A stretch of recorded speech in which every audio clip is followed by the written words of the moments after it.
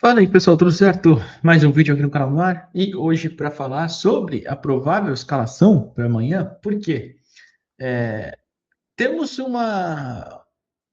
não é uma repetição da escalação contra o CV, mas no sentido de um jogador ofensivo vai fazer uma função relativamente defensiva e tal, e eu vou explicar, né? Eu entendo essa ideia do Cuca e é isso que a gente vai falar aqui nesse vídeo de hoje, sexta-noite. Inclusive, vamos falar também que tem novidade nos relacionados, é uma novidade que a gente já sabia que ia acontecer, né? Pelo menos imaginava, enfim. Só peço para antes você deixar o like nesse vídeo, se inscrever no canal, é de graça, é importante, ajuda bastante a gente. Então, se você puder, não esquece de fazer isso. Se tiver o hype o vídeo. Se quiser, também torne-se membro do canal para ter acesso a conteúdos exclusivos. Mas se não, pelo menos o like e a inscrição, que é rapidinho e é ilimitado, né? Claro, e ajuda bastante a gente. Bom, eu vou colocar na tela porque até quis abrir no StreamYard, né? Para quando a imagem, eu sempre já expliquei para vocês, né? Mas sempre gosto de repetir a audiência rotativa. Quando a imagem não tá tão boa assim, é porque eu estou gravando direto no notebook, então a câmera é um pouquinho pior.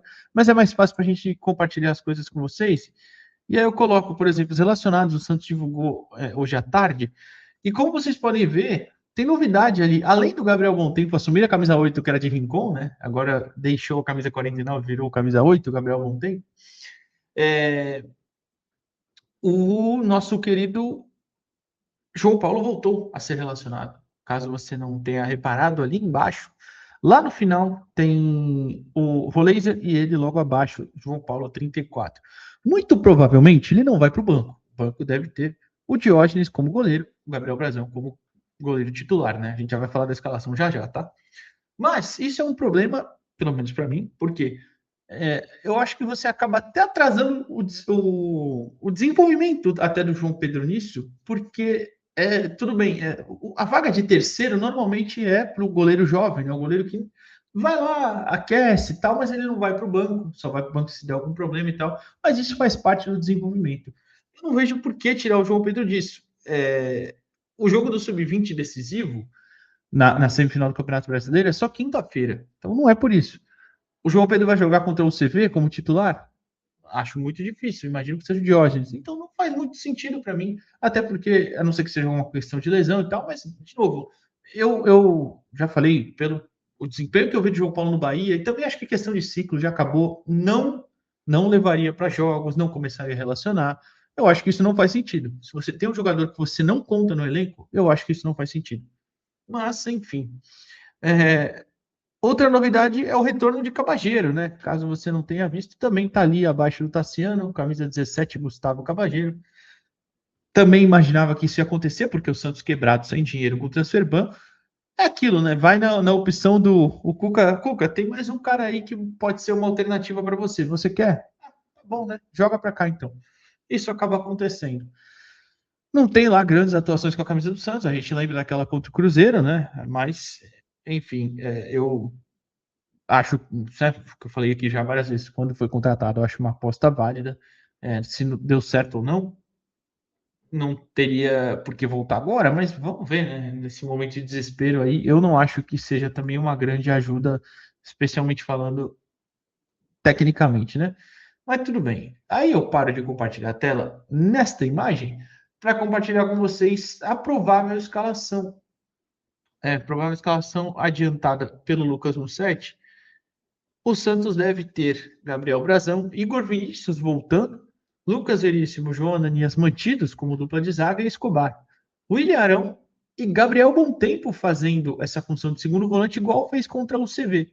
Só que no caso o primeiro vai ser o Arão e não o Oliva, que foi contra o time venezuelano. E aí uma mudança também na estrutura da frente, porque sem contar o jogo contra o CV mesmo, vinha atuando Barreal pela esquerda, o Laser mais centralizado, onde está o Neymar, né? O Bom Tempo pela direita e o Gabigol na frente. Quando não tinha o Gabigol, o Miguel entrou no time, né? Então, aí você tinha Barreal, o Laser, Miguelito e Bom Tempo. Um funcionamento diferente, né? Que aí você tem mais meias, mais caras flutuando, enfim. Com o Gabigol você tem o cara mais fixo.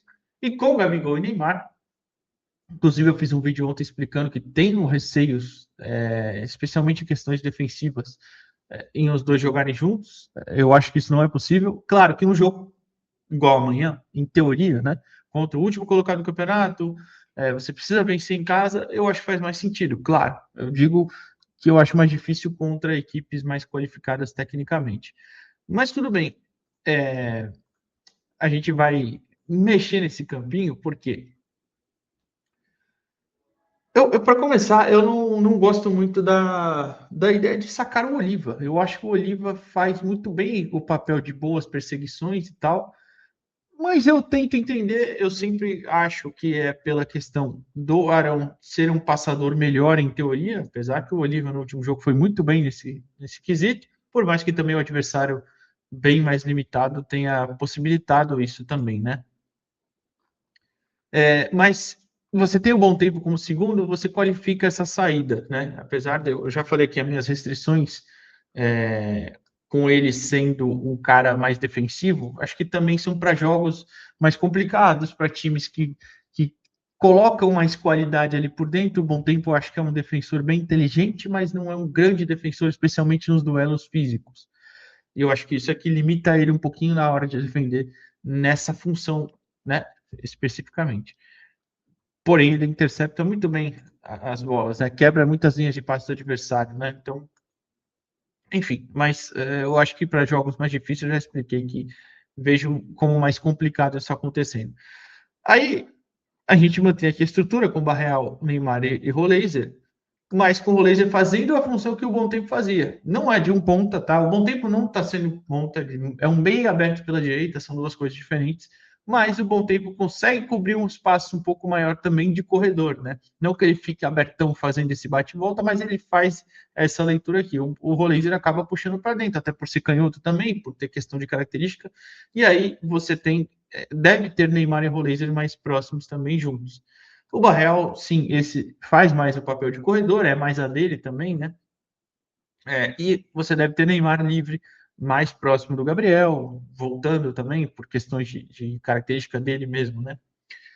Agora, isso é interessante, eu entendo essa ideia, né? Como eu falei, especialmente contra times piores. Ah, desculpa, só para eu voltar ainda uma coisa no Arão que eu falei, né? Não sei se eu entendo, se eu faria, né, ele perder a vaga para o Oliva, né, se eu faria essa troca, mas eu tento sempre entender, como eu dizia, por ser um passador melhor e tal, e a questão da estatura, né, muita gente fala, o Arão realmente é um bom cabeceador, né, é bom no jogo aéreo. O Santos registra oficialmente, eu até vou ver se eu compartilho com vocês o press kit, rapidinho, eu até paro aqui de compartilhar a imagem do time, eu abro o press kit aqui, ó, o Santos registra aí, o press kit do Santos. O Santos registra oficialmente, ó, o Oliva com 1,78 e o Arão com 1,83. São 5 centímetros, né? Isso faz um pouco de diferença, assim, tá? Na hora do jogo aéreo, né? Como vocês podem ver, o press kit ele mostra o elenco inteiro, né? O Santos manda esse material antes de todo o jogo, tá? Esse aqui até antes do jogo contra a Universidade Central. Não são necessariamente jogadores que estão relacionados aqui, diferente da outra imagem, tá? Tanto que, por exemplo, ó, Vinícius Lira tá aqui, tá machucado, claro. O Gustavinho, enfim. Então, são 5 centímetros de diferença só que eles têm ali na altura e a gente. Eu acho que isso impacta, né? Eu acho que isso impacta ali na hora de decidir também quem vai jogar, tá? Mas, perdão, tinha esquecido de comentar isso, eu acho importante. Voltando para a escalação, especialmente para a parte da frente, você tem ali uma diferença de funcionamento desse time. Mas eu também acho que você tem caras aqui inteligentes para jogar, né? Todos ali são.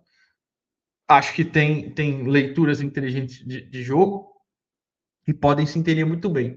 Acho também que com o Santos atacando, o Santos normalmente faz uma saída em 3 jogadores, com 2 por dentro, 4 na frente e um avançado que é o Gabigol, ou às vezes até o próprio Gabigol junta nessa linha e faz uma linha de 5, enfim.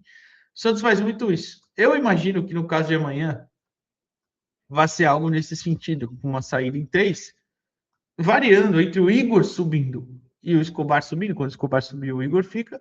Nesse caso aqui, o Igor sobe. Mas, especialmente, eu quis começar por esse lado direito, porque eu acho que aqui, o Bom Tempo, sendo esse segundo jogador com o Arão por dentro, acho que o Bom Tempo caindo por aqui pode gerar triangulações muito interessantes entre Roleiser, Bontempo e Igor. Até porque é uma dupla, Roleiser e Bontempo, por exemplo, se entenderam muito bem nesse período de ausência do Neymar, especialmente, que aí o Roleiser meio que fez o papel do Neymar, mais ou menos, dadas as devidas comparações, tá? Dadas as devidas proporções, desculpa. E eles se entenderam muito bem, com o Bontempo fazendo esse papel do meio aberto e o Roleiser um pouco mais por dentro. Então, eu acho que aqui podem gerar triangulações bem interessantes entre vocês, tá? Até porque o Igor é um cara que normalmente passa, mas não só passa e vai para o fundo. Ele passa normalmente, às vezes, dando essa pisada um pouco entre a linha do zagueiro e o lateral aqui, na diagonal da área. Ele sabe fazer isso. E eu acho que aí você pode, de repente, encontrar espaços com bom tempo o Roleiser achando ele por aqui. Acho que é uma estratégia interessante que pode acontecer. Mas, voltando também ainda para a organização padrão, em teoria, acho que, como eu disse, a gente deve ter também o Bom Tempo precisando cobrir muito esse lado direito aqui, então é essencial o Santos saber se defender tem uma bola, ou o Santos recuperar ela rápido, para não nem dar espaço de oferecer, de repente, algum contra-ataque, uma esticada para a Chapecoense, ou a Chapecoense ter a bola em algum momento, não acho que também a Chape vai querer isso. Como eu disse rapidinho também no Neymar, acho que deve ter uma função mais livre, né? Próxima do Gabriel. Ele também sai muito da área, né? Volta muitas vezes para buscar. E acredito que ele vai mais ou menos flutuar por aqui. Não acho que vai cair tanto pelo lado esquerdo, trocando de posição com o Barreal. Por exemplo, Barreal e Miguel fazem muito mais isso, né? Não acredito que com o Neymar isso vá acontecer também, né? E para finalizar, eu vou falar do lado defensivo. Por quê? É o que eu falei ontem, até no vídeo, vou deixar no final desse vídeo também, nos relacionados. Normalmente o Santos se defende com uma linha com 4 jogadores e 2 à frente, né? Às vezes até um dos meias desce um pouquinho, um dos dois aqui da frente desce um pouquinho e fica mais próximo dos meias, e o centroavante faz o primeiro embate, mas no caso aqui deve ser Neymar e Gabigol juntos. O grande problema para mim você deve ter o Roleiser fechando o corredor, o que não é lá uma grande ideia, a não ser que o Cuca pense em trocá-lo rápido, de repente, porque imagino que ele fazendo esse papel de voltar para cobrir o corredor vai se desgastar ainda mais do que já cansa normalmente. O Barreal faz esse papel sempre, e Arão e Boltempo você deve ter protegendo a entrada da área. A gente espera também que a Chapecoense não crie tanto por ali, ou não consiga chegar tanto por ali, porque a Chapecoense, se vocês lembrarem do primeiro turno, faz 2 gols da gente em finalizações de entrada da área com muita liberdade, né? Enfim, são algumas questões que eu tenho. Eu até entendo a ideia, como eu disse, eu entendo para amanhã essa ideia de ter um time mais ofensivo mesmo, de ter um time que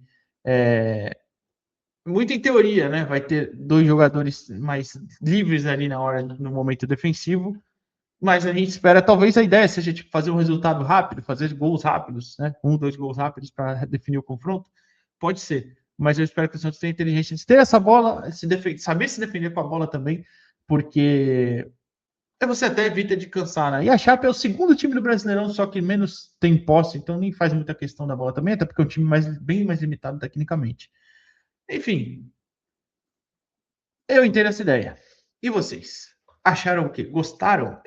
Eu acho que para esse jogo, até só para eu finalizar mesmo, faz sentido, tá? Acho que até gosto também para esse jogo. Não sei se eu teria tirado o Oliva. Acho que para esse jogo, como eu falei, dá para você lançar o Neymar e o Gabigol. Em outros já não acho tão possível. Mas enfim, estou planejando. Não sei se amanhã a gente volta com conteúdo antes do jogo, ou uma livezinha, de repente, mas estou planejando um negócio diferente aqui que eu acho que vocês vão gostar também. Uma questão de uma brincadeirinha. Então, deixa o like antes de ir embora, se inscreve no canal e até amanhã, pessoal. Valeu.